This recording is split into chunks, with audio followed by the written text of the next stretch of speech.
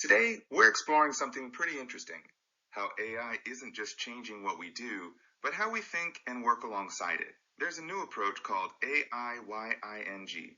It's not about using AI tools faster or better, it's about reshaping how we think when working with AI. Yeah, that's a good way to put it. People often think AI is just about speed or automation.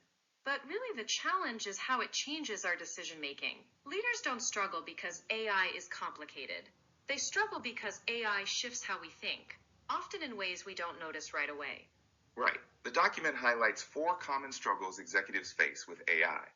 First, work often starts without clear direction. Second, AI gives answers before questions are fully formed. Third, attention gets scattered across too many inputs. And fourth, AI outputs come with a lot of confidence, which can make people less likely to question them. That last one really stands out. It's like getting a confident answer from AI and just accepting it without a second thought. But I can be wrong or incomplete. So, what exactly is AIYING? Is it another AI tool or prompt library? Actually, no, AIYING is a discipline, a structured way of working with AI that helps preserve human judgment. It's about working with AI thoughtfully, not blindly relying on it. The goal is to restore four core executive faculties that AI tends to disrupt. And those four faculties are?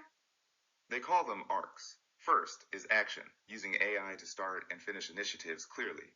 Second is judgment, thinking critically before accepting AI's answers.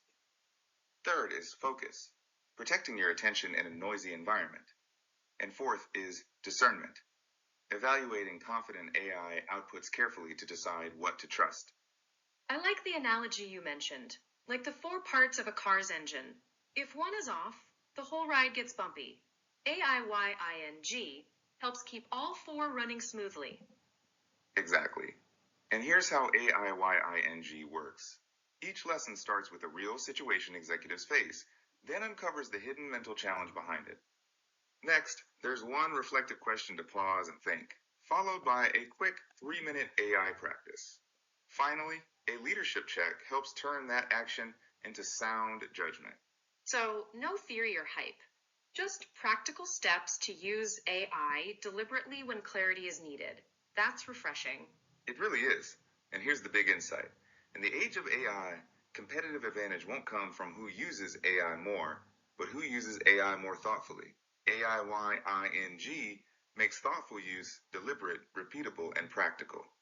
It's about accomplishing with AI, not just using AI. That's a powerful point.